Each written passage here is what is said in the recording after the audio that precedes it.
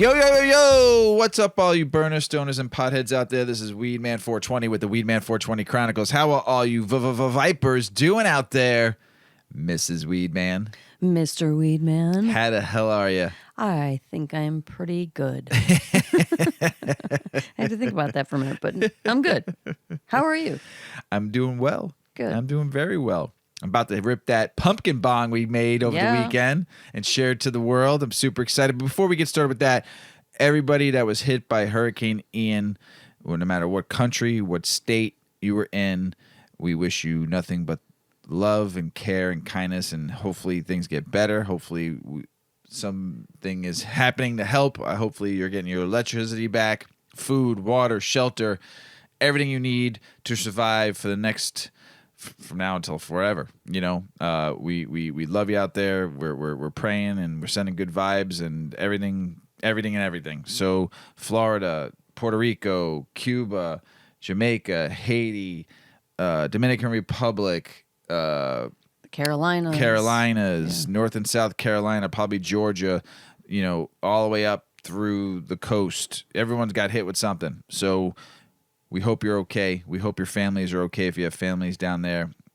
Sending good vibes and love, and hopefully you can get power back and save some of your belongings. And just terrible what carnage this hurricane brought onto our world.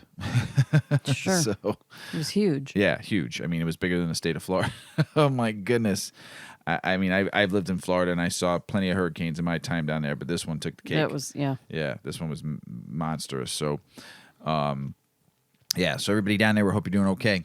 So, man, pumpkin bong time. Pumpkin bong time. Enough let's with the sadness, and let's bring on the happiness. Let's get happy. So we are gonna smoke the pumpkin bong on air, and Mrs. Weedman's gonna smoke it first, and then I'm going to smoke it, and then Mrs. Weedman's going to tell you the rules of how this contest is going to work. And we're going to be posting more. We're going to make a couple more pumpkin bongs. We have another idea we're going to do. And then on Smoke Sesh Sundays, we will post pictures of this and have some fun. But you'll see a lot more videos. And we want everyone out there to just have fun with it, you know, and just send us some cool videos and send us some cool pics. Videos especially. Videos are going to be the best. And we're super stoked on all this. You get any, Mrs. Weedman? No. No? I'm getting there. You're getting there? She's having a lot of things to hang on to. On the next one, we can't put the bowl so close to our face. I think you got a hit.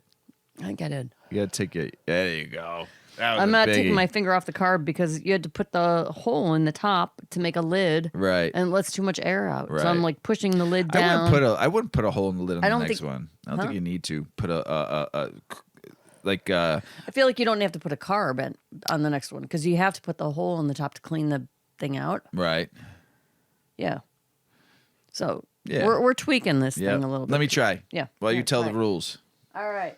So the rules are: you can create a pumpkin bong of your liking, but it has to be made from a natural pumpkin, not a foam pumpkin or a plastic pumpkin. It needs to be a live, fresh pumpkin. Deadline is, pardon me, October 29th, 11:59 p.m. Central Standard Time. It hits pretty good. It hits good. On our both the 8 Decades and the Weedman 420 Chronicles Instagram profiles, you'll see a pumpkin post, and that has the details and the rules of the contest. And if you go to both of our Instagrams, 8 Decades and Weedman 420 Chronicles, there's a story highlight for pumpkin bong info, and that gives you some pointers and tips on how to make a pumpkin bong. So there's no rules on how to do it other than to get creative and use a fresh pumpkin. Yeah. So it's fresh pretty pumpkin. fun. But what I was just saying now, like those suggestions, the tips said, make a space for your bowl, make a space for to inhale the cannabis, and make a hole for a carb. But you have to cut a hole in the top of the pumpkin. So I'm just going to say now, don't make a carb hole. Use the lid of the pumpkin as your carb, because you could just pop that top off and hit. Yeah, right? but it might take too much air in. It takes a lot of air Yeah. in. I today had to hold the lid of the pumpkin down while I took a hit so that so much air wasn't circulating. I could get some, so I could get the weed lit. Right. So anyway, play around with it. It's fun. We had a good time. Took, like an hour. Not a big deal, but a fun little project. And the winner, we're going to do 3 random winners. We're going to pull 3 random winners, and you'll get a gift retail value of $75. So join us in the first annual Weedman 420 Pumpkin Bong Contest. Yep. And we're gonna do we did a small one first. We're gonna do a bigger pumpkin next, which will be kind of fun. I'm super excited about this next idea that we came up with, and I think it's gonna be great. I took a rip. It's gonna be when I did that video on Sunday, the reel, that rip that I took had me high for a while. I don't know what time we took the video at, but I was high for like 4 hours, pretty good. Because I mean, we practiced a couple times too. So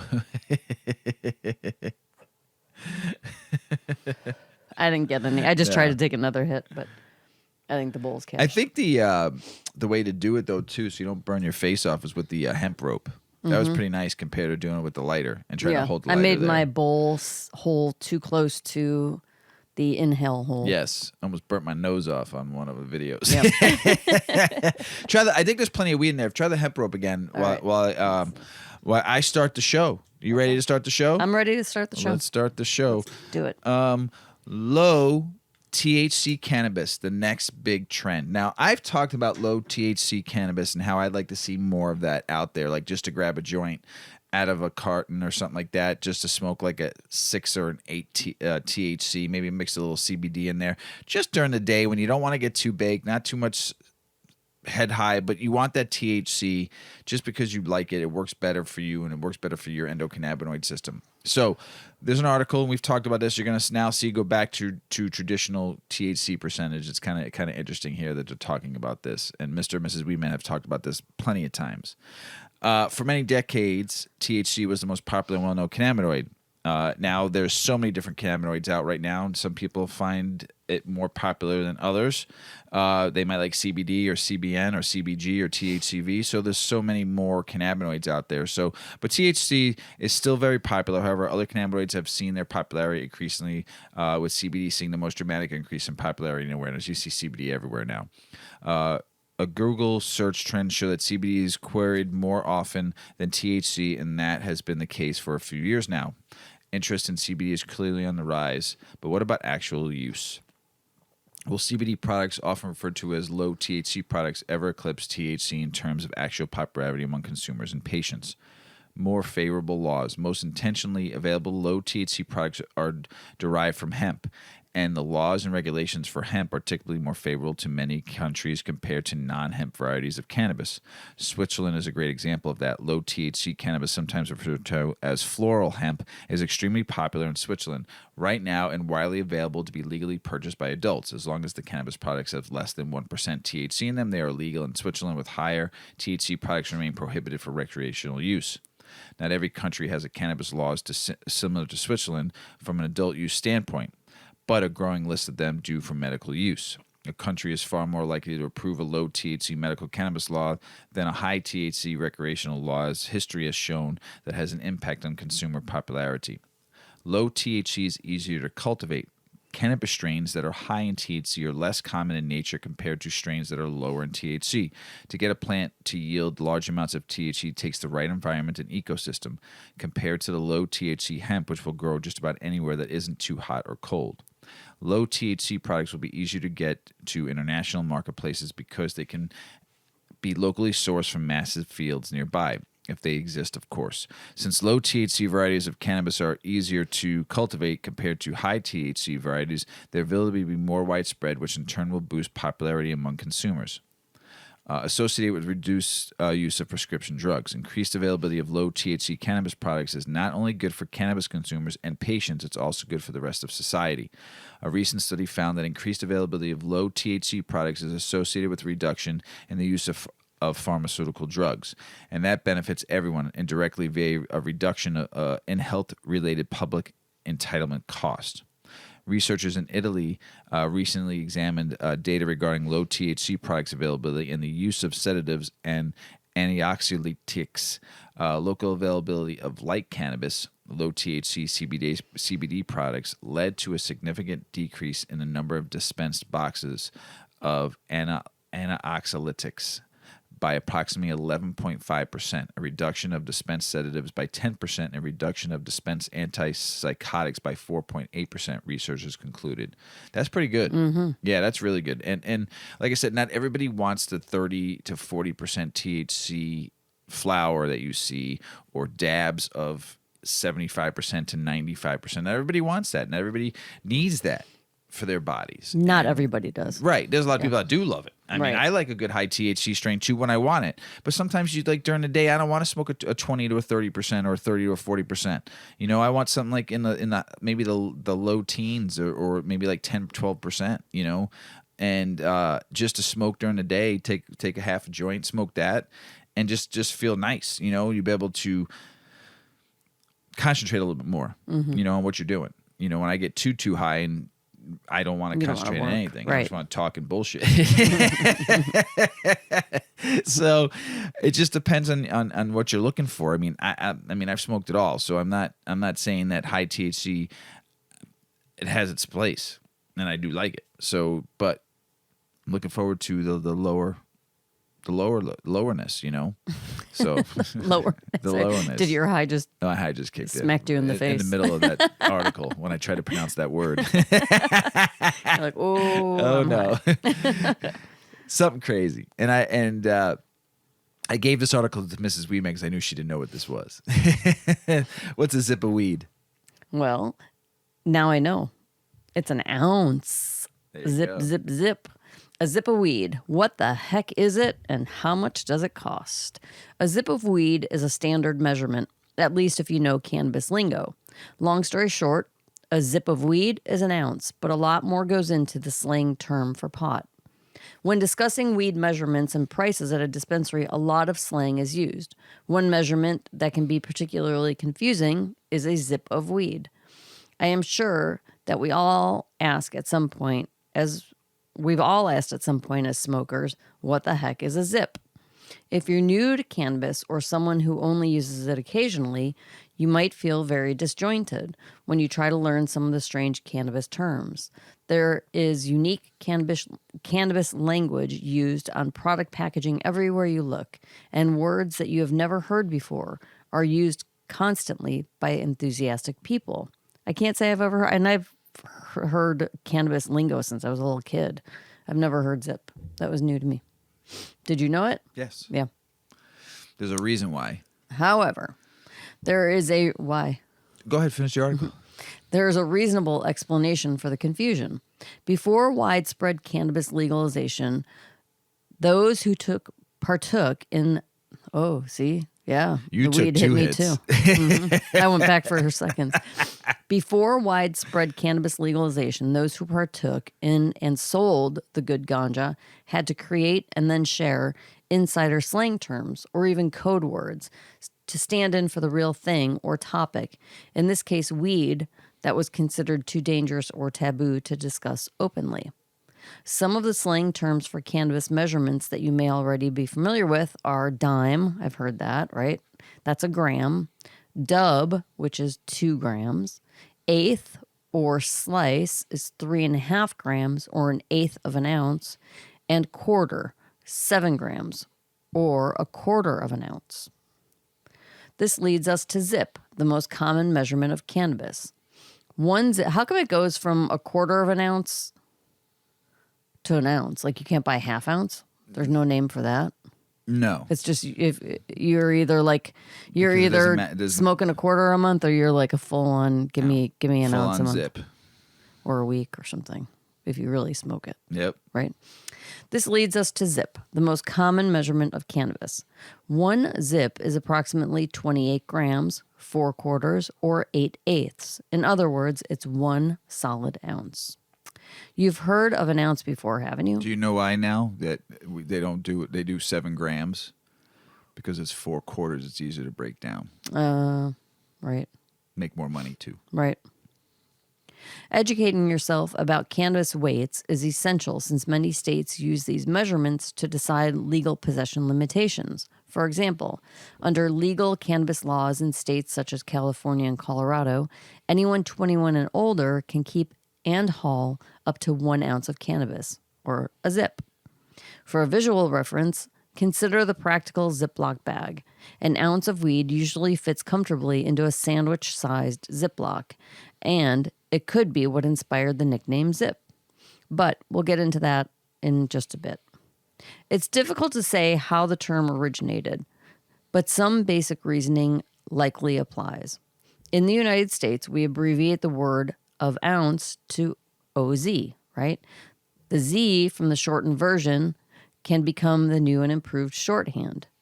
We also know that an ounce of weed fits in a Ziploc, so it's plausible that the Z from Ziploc caught on. Ask a question like, how long does a zip last? That can be a tricky one to answer, since I don't know how much you smoke.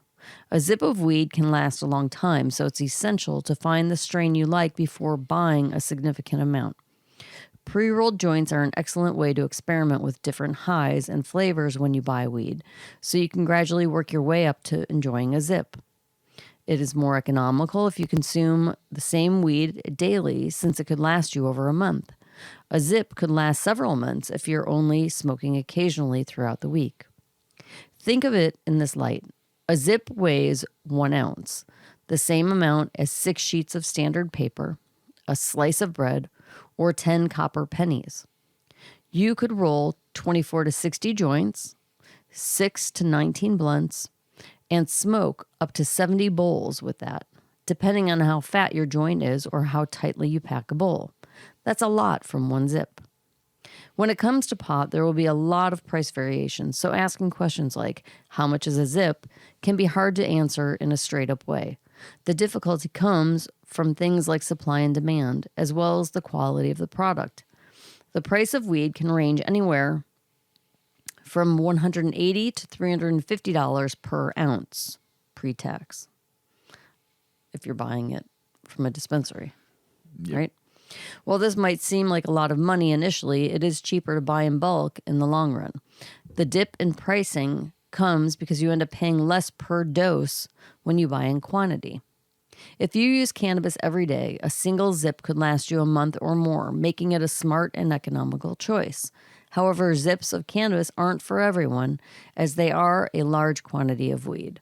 For people who only enjoy cannabis occasionally, for example, by smoking some on the weekends or before bedtime, it could take 3 to 6 months to finish a zip. By then, the weed could have gone bad, stale, dried out, making it likely more advantageous for you to have purchased smaller amounts from the start. If you're not thoughtful and consistent about storing your stash, the freshness and flavor will be gone before you finish using it. For the occasional smoker and toker, purchasing in an eighth or a quarter is the better bet. An ounce of weed is commonly known among stoner circles as a zip for various reasons. As Wiz Khalifa, rapper, cannabis advocate, and entrepreneur, stated in his song, Get That Zip Off, there are 28 grams in a Ziploc. And that's it. Zip, zap, zip, zip.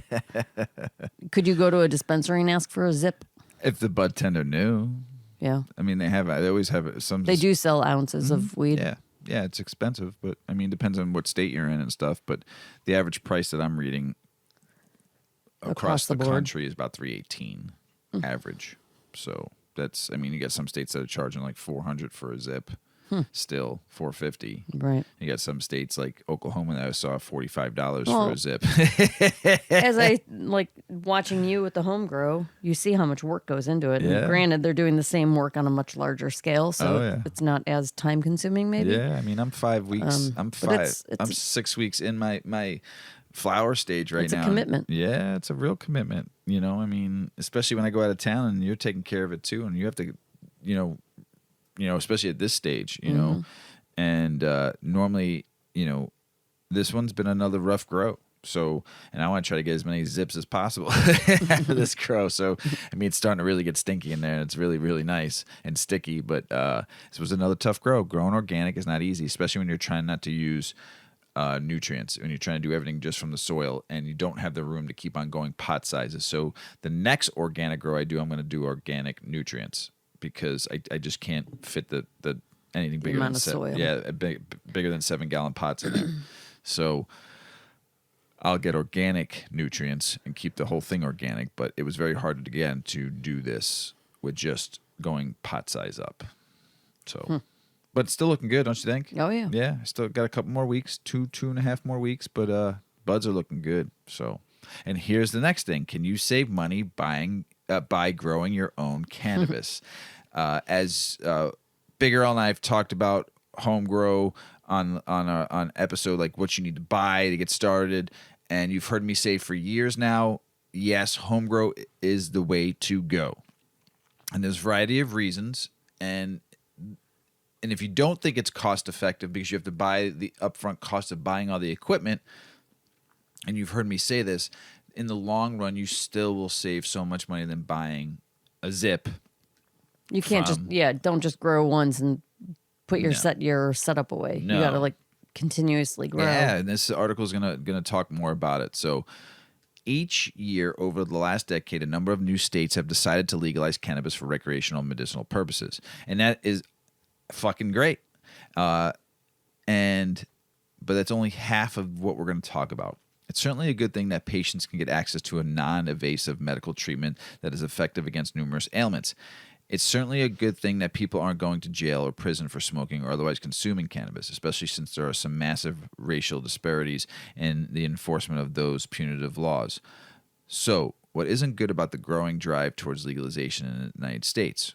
One answer is simple: the ridiculous high cost of cannabis at dispensaries across the nation. You've seen West Coast and certain states the come down or the race to the bottom on cannabis, but it's still pricey, But you have seen the race to the bottom in a lot of stuff, and you can go to some states now and go to dispensaries and get weed pretty cheaply. But in the long run, by doing that, you still spend money, and you still spend money coming out of your pocket when then you can home grow. So, the economics of buying cannabis at a dispensary. As you will see in the article that I'm reading, it's no contest if price is your overdriving concern. A home grow is a far better option than buying cannabis from a dispensary. But of course, you'll need all the facts before you can make an informed decision on cannabis cultivation. One of the more noteworthy aspects about American cannabis dispensaries is how much of the difference there is in terms of their prices, and one of the biggest reasons for that is location, specifically in the state in which a dispensary is located.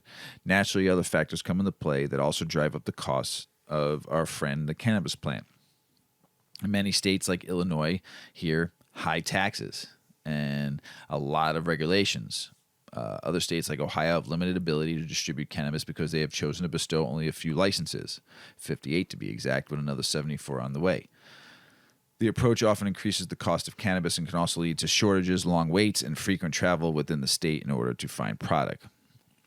And there's some other states that may have an abundance of product and dispensaries, but they're critically lacking in one major component: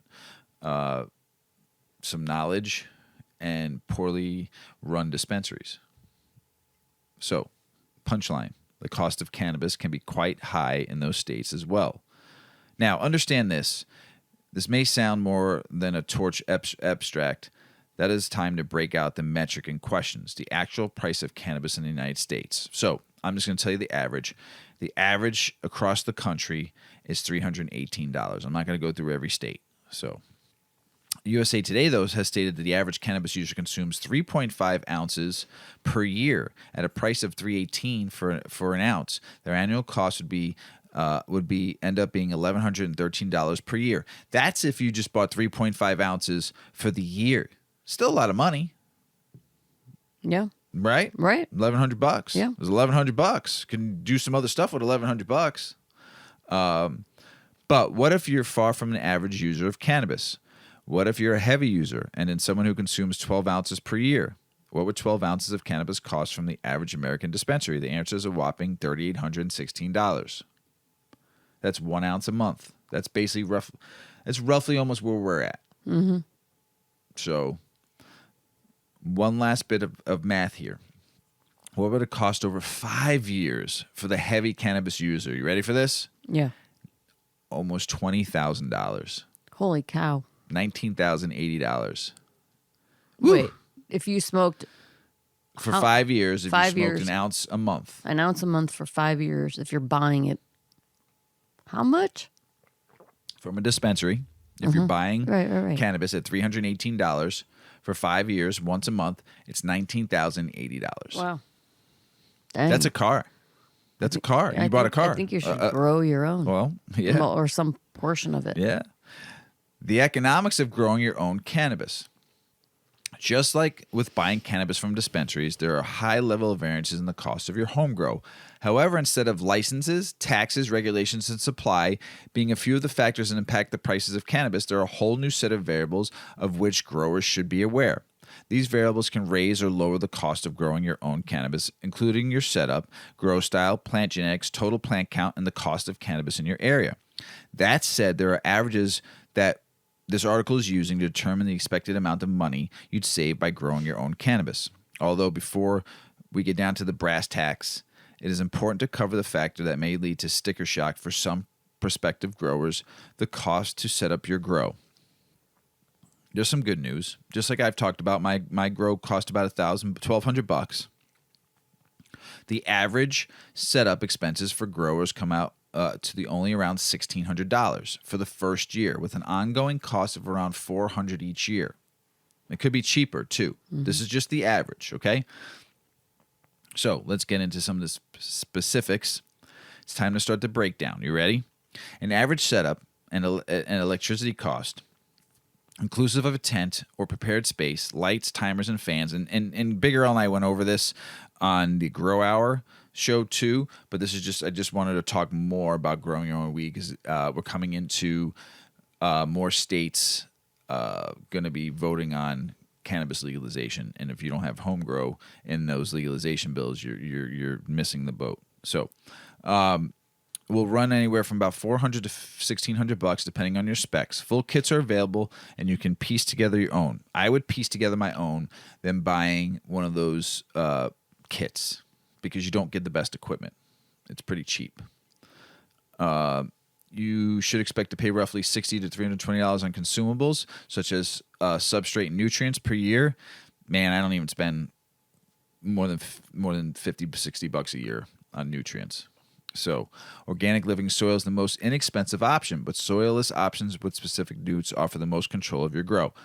I'm doing organic living soil, very inexpensive, tough to use if you don't have the space to extend your pots, but it is really nice. The soil is great. So, seeds or cuttings should cost no more than $210 for 3 high-quality feminized seed varieties. You can get seeds, man, for $50 to $250, $300, depending on what you're buying. Start low and go slow on your seeds. Don't get consumed and sucked in and buying all this stuff. Get feminized seeds so you save money and not have to versus buying regular seeds where you don't know if they're male or female and you might only get 3 female. Still not bad, but you lost a lot of time and money and energy on that. Buy feminized seeds, especially if you just want to turn and burn and you want, or even, I haven't done it yet, but autoflower is very good too. You 60 day in, man. TR Tech, he's got his plant looking real, his autoflower looking, his first grow, and so he thought he was fucking it up, and it's going to look real nice. So here's what you probably are thinking. That's all well and good, but how much cannabis can I grow for the cost involved? Don't worry, because this article's got you covered. According to the website, I Love Growing Marijuana, an average indoor home grow in a small tent will let you net around 2 to 4 ounces of cannabis per plant. My tent has 2 plants. One grow, actually I had three plants in that tent, and I got 9 ounces. The last grow, I had 1 plant, I got 3 ounces. If you get 2 plants in a small tent and you get 4 ounces, let's just say 2 ounces per plant, dried smokable flower, not all the leaves and all the stuff you're going to push to edibles or give it away to somebody that makes edibles, whatever you do with the rest. Smokable weed, if you get 6 ounces, 3 per plant, That's 6 months of free weed you don't have to go to a dispensary and buy. Yeah, for sure. And if it's the average cost is $318, that's almost $1,900, almost $2,000 that you did off of the first grow. If you get 6 ounces, you paid for your tent. Yeah, I've said this many a times. You paid for your tent on your first grow. How can you long-term store cannabis? I store mine in mason jars. Yeah. In the dark. In the dark. It got to be in the dark. Cool and dark. Cool and dark. You want But is there, I guess my point, I know that you do that, so I asked that question knowing the answer. Really, my question was, how long can you store it there? I've had the Weedman 420 Chronicles strain for almost 2 years now. And we just smoked it just now. And it's not dry. So as long as you keep growing, then you're not wasting if you have too much. If you're keeping proper humidity, if you're keeping it in proper temperature and proper storage, just like cigars, if you keep it in a humidifier, cigars age well if you keep them properly humidified and in the right temperature, 100%. So I mean, don't get me wrong, the weed is getting older, so it's becoming more CBN stylish but that's if you're not carrying it for it right either. Mm-hmm. So you smoked it. How you feeling? I feel pretty good. Right. Mm-hmm. So because I kept it stored right. I think it gets a little bit better with age. Yeah. You know, now if you're keeping it in a zip lock bag and you have it for 2 years, forget it. Forget about it. It'll crack and come like your dried leaves outside. If it gets moldy, like if someone isn't storing it properly, but they've had it around for a while, and now do you know right away looking at it? You have to look at it. Oh, you could see white hairs like if there's mold, you'll see it just like bread. Okay. You so you should check it. Though. Yeah, like you should. I look at my buds when I take them out, especially the older stuff. You know, I always look at it. But like I said, my humidity is no higher than 50, 55. You know, it's not like in the 70s or 80s or 90s. You know, so my humidity is usually pretty spot on, and the temperature is like 68 to 70 all year round, except in the wintertime it gets a little cooler. But I mean, it's a good little spot. Mm-hmm. You know, you got to have a nice place to store if you got a crawl space, amazing. Do not put it in your attic. Terrible idea. It'll dry out fast because those attics get hot in the summertime. So you want basement humidity, basement temperature. It's amazing.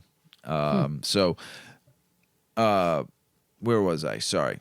If you're a home grower who keeps a second area for a mother cannabis plant, all-time vegetative cycle, you can plan to harvest every 3 months, like I do. I every 3 months, man. I got it going.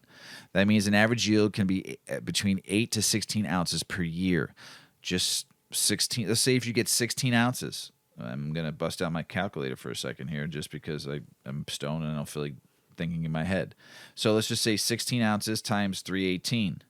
That's $5,000 a year that you just saved in your pocket, and like I've talked about, you have a collaborative grow with some friends, and you guys all share in the duties. I mean, how much do you need? I mean, unless you're an ounce a week smoker, you know. And then look how much you got, 16 ounces. Yeah. So how much cannabis can you obtain per year if you have your own little home grow operation? Anywhere between 2 to 16 ounces. Like I said, $5,088 worth of cannabis you're saving. Let's return to this example of the average cannabis user who partakes in about 3.5 ounces per year. A grow of 3.5 ounces is worth $1,113. Take away the $1,500 in startup expenses, you'd only have a loss of $400. If you choose the cannabis cultivation route, that's still better than buying it at a dispensary. Now imagine that you're a heavy user, and that would cost you, who consumes 12 ounces per year, that would cost you $3,816 in an average American dispensary. However, you would have a positive return on investment of more than $2,000 if you grow your own. That's pretty good.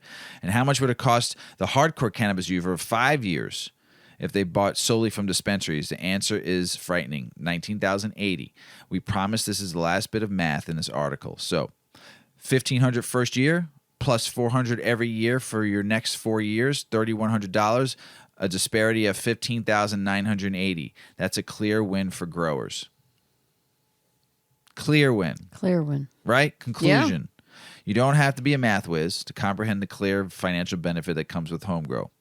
The additional work involved with growing cannabis might be less than appealing for some people. It is. Like I said, find someone you can collaborate with, someone you can partner with, share in the money. They'll grow. You take care of it from time to time if they need to go out of town, and then you get part of the grow. It's amazing. But for all the people who love to garden or just save a lot of money, the decision is simple. It's time to grow your own. It is time to grow your own. I will fight to free this plant so everyone can home grow in every country around this world, because it's so important to grow your own weed and not let the greed of the world take the money. Does that make sense? It does. Right. So, home grow, peeps. Another one I gave you. Gave you something else. I'm trying to teach you, Mrs. Weedman. What the I'm heck always learning. What's Kief? Kief.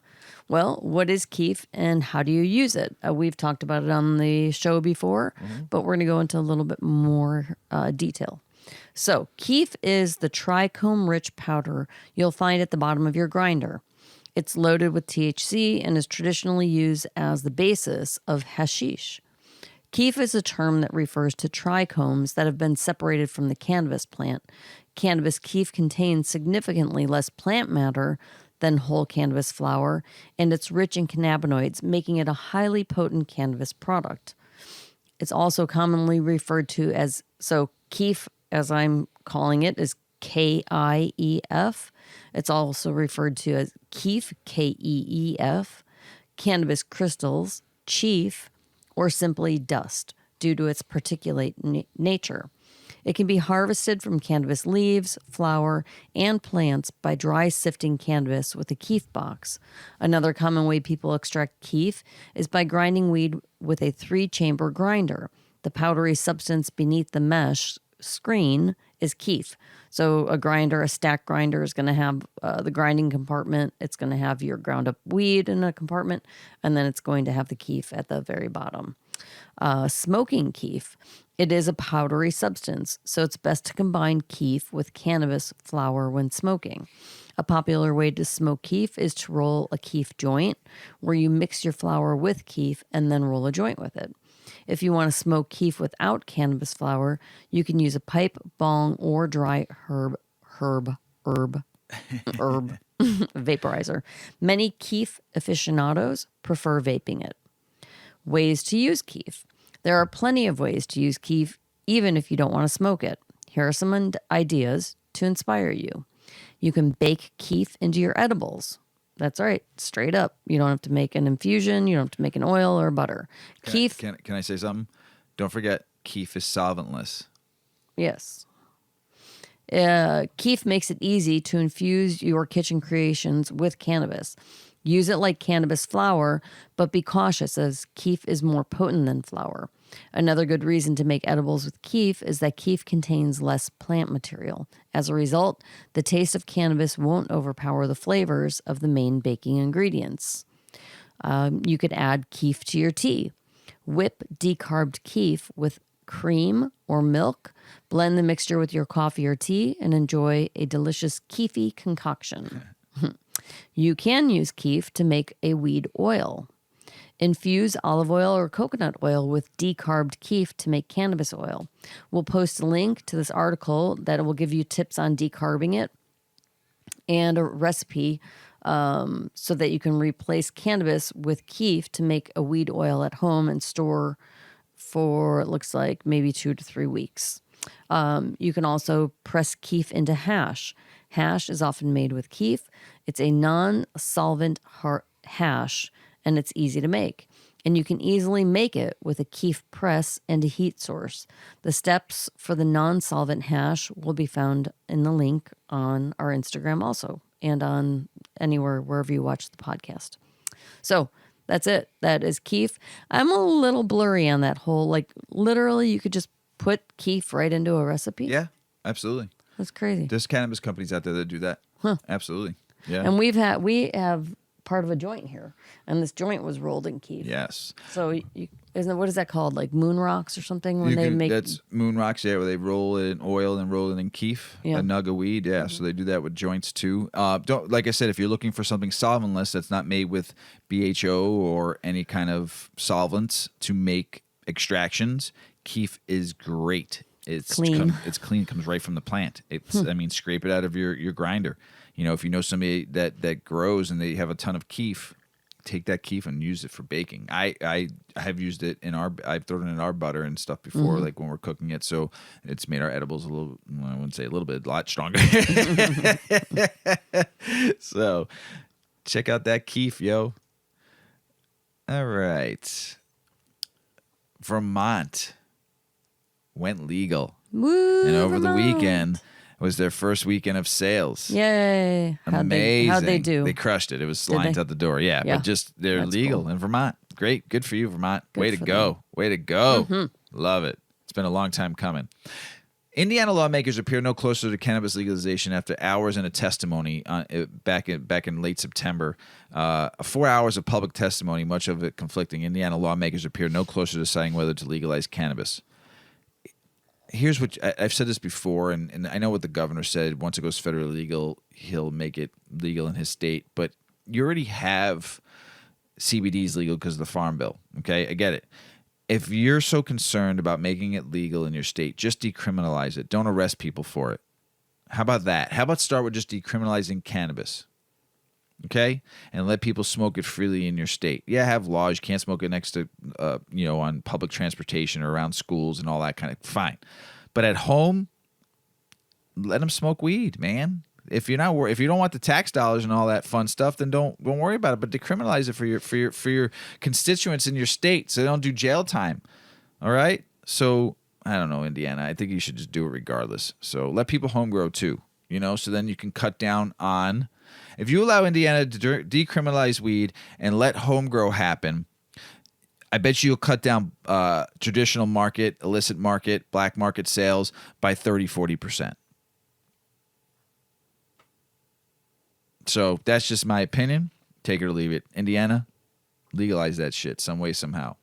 Florida begins issuing medical marijuana licenses to black businesses 6 years after state voters approved medical cannabis, and it was which is really good. Florida reports that the Office of Medical Cannabis issued its first business license to medical marijuana black-owned business 6 years after the state voters approved the ballot. The first black man to receive a license was Terry Gwynn, who was among the first 12 people to apply for a license earlier this year. According to the Florida Politics, Gwynn is part of a group of black farmers that sued the U.S. Department of Agriculture for racial discrimination in farm loans in the 80s and 90s. The group known as Pickford Class after the case. Pickford v. Gleckman was due to receive a medical cannabis license after state voters passed a ballot measure. A lawsuit challenging the new law delayed the process until last year. Mr. Gwynn is very pleased that his application was selected for licensing and is grateful for the hard work by the Florida Department of Health, Office of Medical Marijuana Use, to complete the review of the applications received. He looks forward to working with the office to complete the final steps to the licensure, Gwynn's attorney Jim McKee said in a statement according to Orlando Sentinel. Good for Mr. Gwynn. Go get it, man. Grow some weed. It's going to be amazing. I had to deal with this in the beer industry for a long time, and they're called slotting fees. And what a slotting fee is when a store wants money to put your beer on the shelves or your product on the shelves. It doesn't have to be beer. There is slotting fees out there, which I think is just fucking highway robbery. It's absolutely ridiculous. And it's been happening for a while now in the cannabis industry on the West Coast. Wait, do they buy the inventory? No. If you want your stuff on the shelf, you have to give them... You buy the space and you give them the product. No, they have to still buy... They'll still buy the product, but you're giving them, let's say, $5,000 for the year to be even allowed on their shelves in the store. And I've seen that in California. I've seen that in Vegas. I've seen that in some states. It's now happening in Michigan. And I think it's absolutely fucking ridiculous that you're doing this to people. If you're asking people for slotting fees in any industry, not just the cannabis industry, fuck you. Just don't buy their product if you don't want to put. If you're making somebody who's a hard worker, who's a family-owned business, who's just starting out, and you're asking them for $5,000 a year to put your shit on the shelf. You're already making money by selling the product. Right. It's fucking garbage. It's total complete garbage. It's just that's why. And after our trip to the grocery store today, well, the stores are probably saying they're not making a lot of profits, right? That it's supply chain Inflation. demands, blah blah blah blah. Sorry, go ahead. No, I get it. I know what we spent at the grocery store today. I almost threw up in my mouth, and we're feeding 2 people. What if you're a family of 6, family of 8? Can't imagine. Trying to feed, going to the grocery store. Fucking insane. It's ridiculous. So now you're expecting people, hardworking people who maybe might be just starting their business out, and you're asking them for money. Michigan, man, I hope you fucking fail and it all goes back to the caregivers. I really do. And there's a lot of people I like in Michigan. There's a lot of good growers out there. I just hate greed. Fucking, and I understand you fucked yourselves out there with the race to the bottom mentality. So now don't rob other people of their way to make a living. Because there's a lot of people out there hurting in Michigan, and a lot of fucking people, and you larger chains out there, fuck you. That's all I got to say about that. Crossing the state lines with weed. You know there's some risk, especially if you're going into states that aren't medical or recreational. And there's there's very few reciprocatory states in here. So state versus federal cannabis laws. Technically, the federal government categorizes cannabis as an illegal substance. However, in recent years, federal law enforcement agencies have steered away from heavily prosecuting possession of cannabis crimes and instead divert to state prosecutors. One exception to this, however, is when a case involves very large amounts of cannabis. The federal government does still regularly prosecute cannabis-related crimes, such as possession of marijuana in large quantities, possession of marijuana with intent to distribute, drug trafficking, and drug conspiracy. So, entering Texas with weed. Attitudes might be swiftly changing towards cannabis in Texas. The state laws are moving more slowly. Yes, hemp and CBD, non-psychoactive parts of the plant.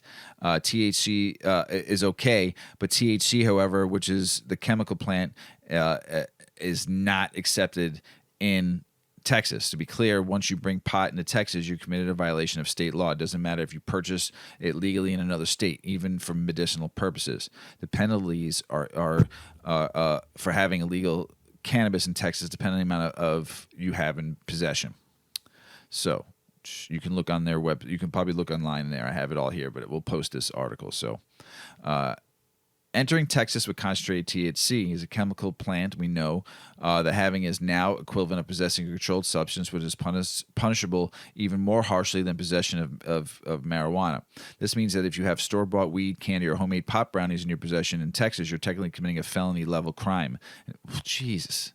In fact, we've seen people come back from a Colorado ski trip with a bag full of THC gummies and then face criminal charges that could lead to serious prison time. Oof. Is there a separate charge for traveling interstate with weed? No, there is not a separate charge for traveling between states with cannabis. However, whenever you enter a new state, you should understand that it's particularly laws regulating cannabis possession to avoid facing criminal charges. That said, if drug dealers are moving large quantities of cannabis across state lines as a part of a drug conspiracy, the government will likely use any evidence of the interstate travel as part of its prosecution. In the experience of this article, it's very common for law enforcement to heavily monitor areas where there are known people to drive across state lines with weed, Nebraska especially. Man, you're gonna get popped. Going from New Mexico now into Texas, you're gonna get popped. So especially if you're going from Texas into New Mexico, then going back into Texas, it's just like going to get fireworks in Indiana and coming back. They were popping people for years. Remember? Oh, I remember. Remember, local city and county enforcement policies can vary widely. Okay, so just know your local city too. If you're going to a city that's partying for a couple of days, know what you can bring and what you can't bring, and how much you're going to get popped for, and what's going to if you get busted. Lastly, don't forget your constitutional rights during a traffic stop. It's important to remember your rights when it comes to a search and seizure. If a police officer asks to search your vehicle for belongings, you have the right to say no. Remember that. They cannot come in your car. I don't care what they tell you. Get your phone out, okay, and start recording. Yes, they may still search you anyway, but if you decline, they have to prove later in court of law that they had probable cause to search you against your will. A quality criminal defense attorney such as Chris Perry can often expose the legality of police officers' search, but only if you refuse to consent. Do not let them in your car. Okay? So, what is the last taboo? Well, I don't know if it's the last. I don't think it is. According to this article, right. In the world of cannabis, weed's last taboo are parents who get stoned. When Susie found out she was pregnant with her first child, she stopped smoking pot immediately. She had used cannabis recreationally on weekends since her early 20s, but didn't want to do anything that might harm her baby. After giving birth, Susie fell into postpartum depression. She loved her baby, but she couldn't figure out how to love herself. Relief was hard to come by. She was scared to take antidepressants while breastfeeding. She considered turning back to cannabis, but she was worried that doctors might detect it in her baby's bloodstream and take the child away. After her newborn's 6-week checkup, Susie allowed herself to take a hit when she knew she wouldn't be nursing for a while. She could feel her shoulders release tensions. They had been holding in for over a month. It was as if she was coming back to life. "I'm not proud I did it," says Susie, who, like nearly every parent interviewed for the story, spoke under one condition: that her full name not be used for fear of judgment or more formal consequences. She said, "I'm not sure I would have survived if I hadn't consumed it." She now consumes cannabis most days, always out of the sight of her children, who are now 1 and 3, and her fiancé's 8-year-old son. She believes it makes her a better, calmer parent. Her attitude as she helps them build the Lego tower, destroy it, and then build it again is leisurely. Because, you know what? Those dishes in the sink can wait. I'm so much more playful and able to just ignore everything else I'm dealing with in my head, she said. And yet Susie, now 28, still feels the need to hide her habit, not only from her children, but from other peers. Only her closest friends and family know that she consumes. She especially worries that if word got out, it could jeopardize her fiancé's custody of his firstborn child. Parents get high. It is perhaps the last taboo in areas where cannabis use has otherwise lost its stigma. It's been a decade since cannabis first became legal for recreational use in Colorado. It's now legal for medical use in 38 states, including 18 where it's also legal recreationally. Ladies at canasta tables now compare notes on their favorite cannabis tinctures. Canasta. Who plays canasta anymore? Was this 1950? Yeah. Baby boomers openly smoke pot with their adult children. Colleges offer courses on green entrepreneurship. A recent Gallup poll found that more Americans are now smoking weed than cigarettes. It's a habit that can be divisive when it comes to parenting, though, especially with the proliferation of edible cannabis products that might be mistaken for regular candy. James Kahn works in the industry that has grown up as legalization widened. He writes articles and hosts lectures about cannabis, and he's the go-to guy for any friend of a friend who's trying to figure out exactly which cannabis product might be right for them. Kahn is about as open as one could be about his personal relationship with pot, which he's used since high school. His spouse, his family, his employer, his friends, and anyone who cares to look up his writings online all know he gets high. But when the 43-year-old father of 2 first meets a fellow parent, he still feels awkward discussing it. "When I'm talking about cannabis," he says, "it feels like a confession instead of a conversation." He worries a little that he could be perceived negatively and that it could cost his kids relationships with their friends whose parents may disapprove of his cannabis use. Culturally, the war on drugs was pretty damn effective, says Kahn, a Gen Xer who came up in the era of just say no. "It's impacting my own self-judgment, even now." He's sitting in a private room at the back of Liberty Cannabis, a brightly lit, Instagram-ready Rockville, Maryland dispensary run by Holistic Industries, where he serves as head of corporate responsibility. "As a white male, I have privilege, and I think there is a lot of normalization that's happening, but it's not happening across the board. People are still quite judgmental." In recent years, Kahn, who is also a rabbi, by the way, tonight is the start of Yom Kippur. So, Yom Kippur. I don't know if you say Happy Yom Kippur or do you greet people on Yom Kippur? I don't know. I have to learn that. But I know it starts this evening. So Khan is also a rabbi, and he has regularly been invited to talk about cannabis at synagogues and senior centers. He sees normalization of cannabis as part of his rabbinical mission. But Khan says he's not getting any invites to speak to parenting groups.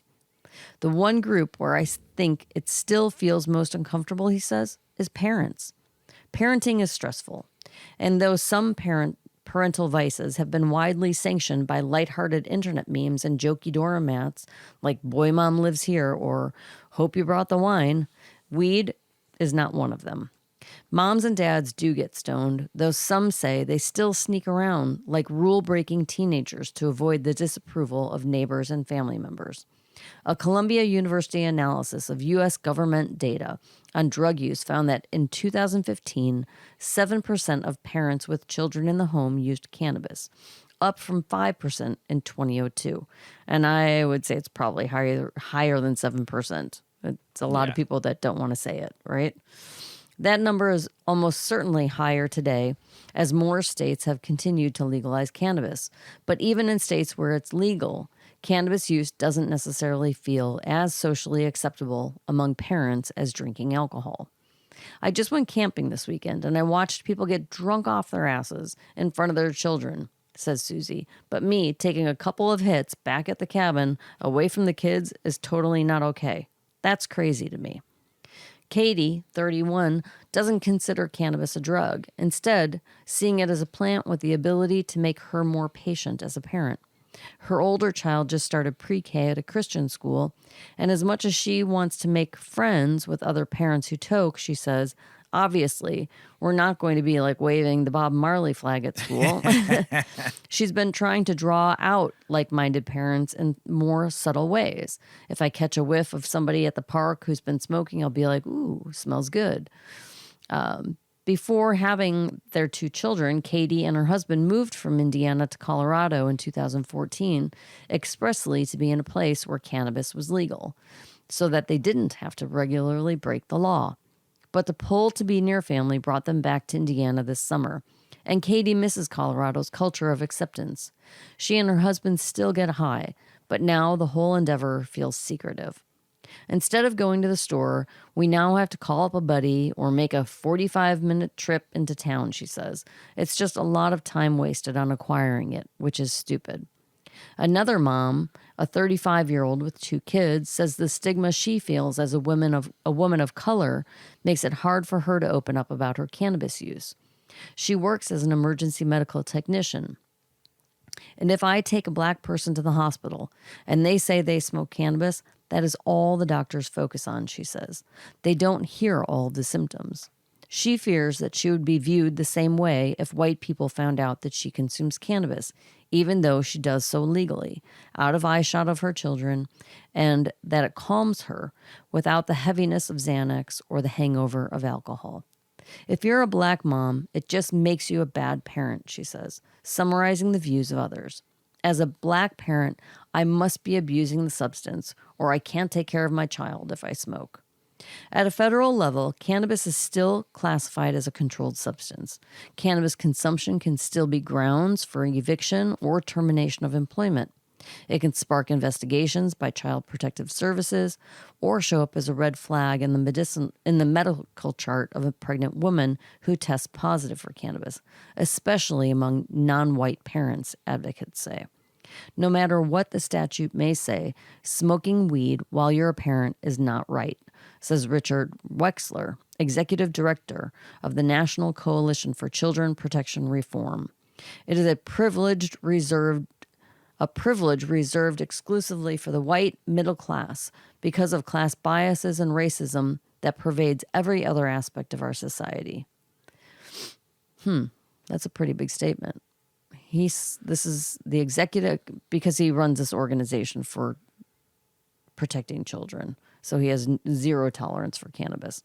I don't have any. I have zero tolerance for him. Mm-hmm.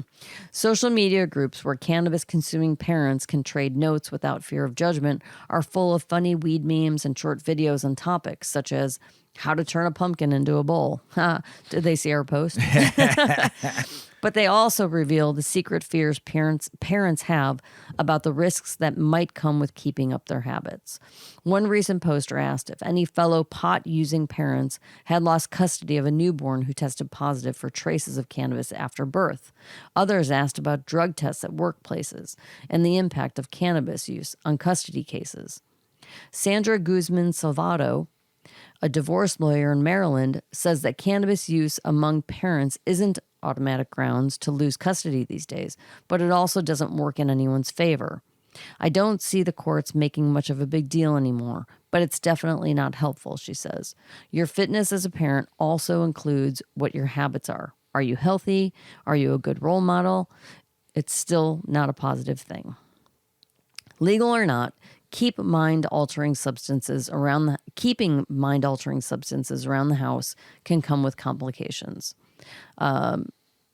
In August, an upstate New York Poison Control Center warned parents of a 6-fold increase in calls about children consuming foods with cannabis.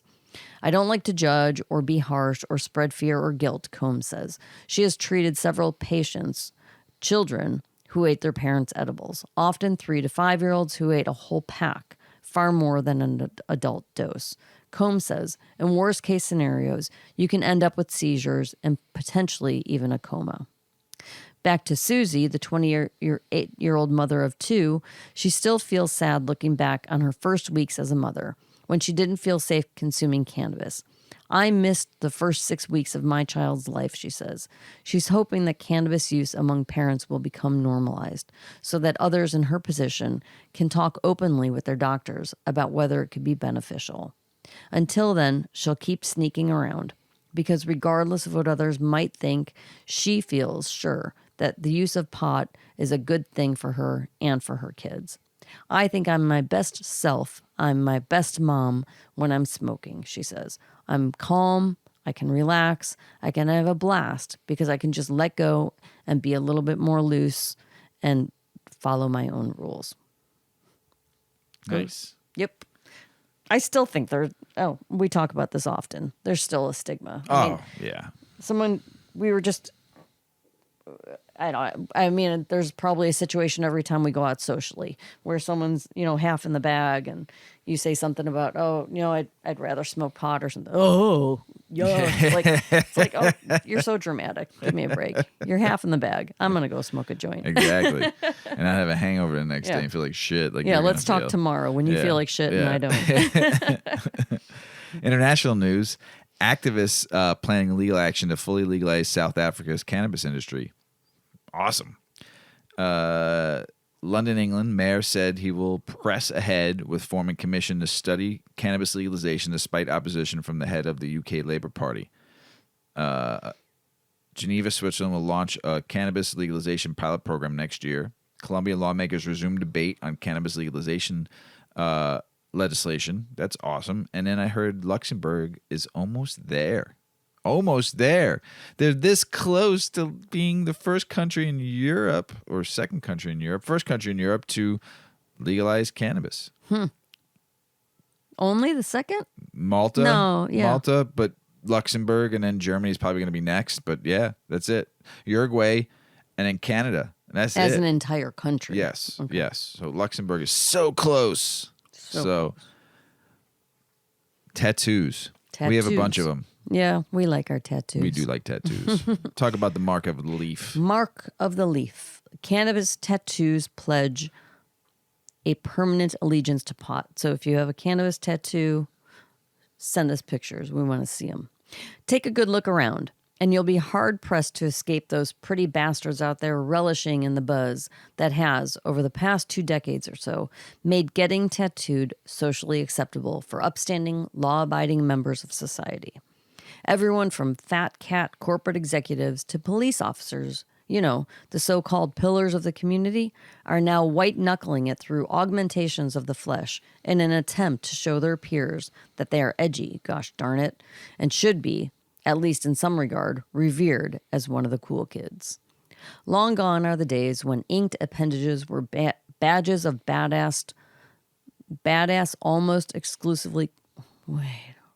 How high are you? Oh, Long gone are the days when inked appendages were badges of badass, Too many almost Bs. exclusively carved into the bodies of bikers, sleazy musicians, and ex-cons. Somewhere along the way, pop culture got porked by punk rock and gave birth to a red-eyed love child that looks a heck of a lot like you. Within America's bizarre movement to express itself, where everyone and their mama is inked up and sleeved out, there exists an absolute legion of hellraisers, outlaws, and die-hard stoners forever scarred with various pot-related pigmentations that none of these well-dressed specimens of modern fashion would ever be caught dead with. Not in a million years. In the 70s, the weed tattoo, most commonly represented with a shoddy-looking cannabis leaf that appeared as though it resulted in a gnarly staph infection, was perhaps the official symbol of rebellion. People with a cannabis coat of arms were dead set against the principles of popular opinion. They didn't subscribe to all the BS being forced down their throats by the frightened servants of authority. Nope, they lived their life by their own set of rules, going against the grain of owning ongoing cultural brainwashing, both parental and political, while giving the proverbial middle finger to, well, anyone who fucking deserved it. From the very first time I smoked weed, I understood why the government was trying to turn the population against it. Steve, a 65-year-old from Springfield, Illinois, tells High Times. Marijuana helped me see through all the lies I was told in school and in church, which made it clear to me from my early teens that the people of this country would need to fight for it. Branded with the image of a small, barely legible cannabis leaf on his forearm, Steve, who remains a loyal advocate for the cannabis cause, is unapologetic about permanently pledging his allegiance to pot, even if, by his own admission, his ink looks like total dog shit. I was like 16, and this dude had just gotten out of prison, was giving people tats in the kitchen at this party, Steve recalls. He told us that he made a living in the pen, so we thought he'd do a good job. He didn't. Mine all faded now, and people always say I need to get it covered up. Give me a break. It was done with a paper clip and an ink pen. What do you expect? To me, it symbolizes how far this plant has come. Love it. To the supposed do-gooders of society, the ones putting on their best faces regardless of how miserable their lives are by the rules that they follow, a pot leaf tattoo was considered the unsavory mark of the long-haired hippie loser. Anyone spotted with one was considered a heathen. A tattooed stoner culture perplexed working-class Americans. The cannabis tattoo has since become less taboo as judgmental society has moved on to slay modern monsters. Cannabis-related ink has risen from the ashes of a subculture and taken on, to some degree, mainstream appeal. Scott Campbell, famed tattoo artist and owner of legendary Saved Tattoo in Brooklyn, New York, says that people today are just as likely to get etched with the icky in the sanitary conditions of a professional studio as in prison. Obviously, with us being in the middle of marijuana legalization, having a pot leaf has less outlaw biker connotations than it did in the 80s, says Campbell, who, throughout his career, has inked a number of celebrities. Campbell admits there's been a radical shift in the type of person he sees literally wearing their passion for pot on their skin. There is still a bit of illicit excitement when I see people with pot leaf tattoos. It's not so much like that guy kills people, but more like that guy, if I see him in the PTA meeting, I want to sit next to him, he says. Yes, sirree. There are still plenty of people out there getting homespun stoner ink as a tribute to a lifestyle that the average citizen may not be privy to. In some cases, the tireless work of cannabis advocacy in areas of the United States where weed remains a no-no is where these initiations of the green go down. Benjamin from Bryan, Ohio, tells us that his one and only cannabis tattoo, a pot leaf on his right shoulder, followed an event to decriminalize cannabis possession. I was standing on a table downtown with a guitar in my hands, singing "Legalize It" over and over again when his mother came to sign up, and she loves what I'm doing for the cause, Benjamin tells us. The woman's son, a local tattoo artist, eventually showed up to extend his support and offered Benjamin some free ink as a token of his appreciation. Of course, he kindly accepted the gent's proposition. Out west, where advocacy and capitalism have collided, cannabis tats are at times calling cards of the industry. Kelly, a 53-year-old grower from Salem, Oregon, said... You said it right. I did. We should just let it go because now I'm going to think about it too much. I had my artist tattoo weed leaves on my breast because in Eugene, it's legal for females to go outside and be topless. Kelly tells us, adding that she thought it was a sure thing from a marketing standpoint. Any advertising is good if it's nipples and weed. While wanting to be branded with a tribute to the herb, many refuse to give it reverence with a simple pot leaf. Rather than the leaf or even the molecular structure of tetrahydrocannabinol, which is arguably the second most popular design of weed art, she opted for ones that portray the beauty of cannabis under a microscope. It's a nod to the nug. To untrained eyes, the tattoo doesn't appear to have anything to do with cannabis. There's no way it could ever be used by law enforcement to establish reasonable suspicion. It's different from the average pot tattoo. There are times, though, when the tattoos of our past become indiscretions of youth. They are often cruel reminders that we're getting older and, of no fault of our own, have outgrown the things that we once adored and thought were cool. The names of lost love, symbols of political alignments in which we no longer believe, and perhaps even a silly cartoon character. Inked nostalgia is a bitch. It tells everyone we know what we've lived and learned. The devil willing, we'll live some more. The stoner with the weed tattoo, however, isn't steeped in regret. I can honestly say I have never covered up a pot leaf tattoo, Campbell says. Anyone who was brazen enough to get it tattooed before the current cannabis-friendly climate is probably enjoying being able to wear it without having their bag searched every time they go through customs. They earned it. Nice. It's cute. I mean, I don't have a cannabis tattoo. No. But I do have a cannabis weed leaf in my tooth. Yeah. I guess that's close enough. I suppose. So I just can't show it all the time. I wish I did be smiling 24/7. Mr. Weedman had to get a tooth, like an implant. Yep. And he got it gold.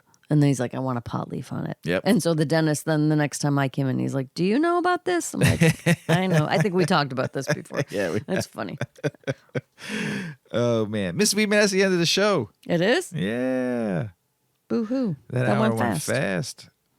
Hey, everybody out in the world. We love you, man. Thank you for listening as always. Don't forget to check us out on 8decades.com. All of our handles are on there, our story, our stuff. Check us out on 8decades.com. I want to see some DMs and some videos of some pumpkin bong smoking out there. Excited about this. Show us what you got out there and smoke some pumpkin bongs. It's that time of the year. So thank you, everybody, for listening out there. As Paulie always says, smoke smart.